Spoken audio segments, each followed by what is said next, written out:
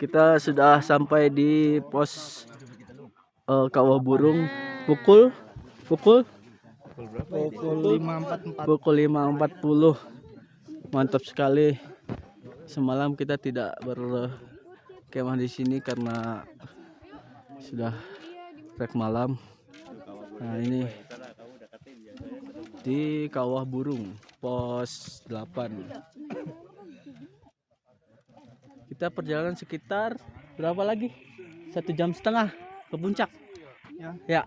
400 meter lagi ke atas. 1 jam bisa, 2 jam bisa. Mantap lah pokoknya. Terbaik. Ke puncak malah landai dah.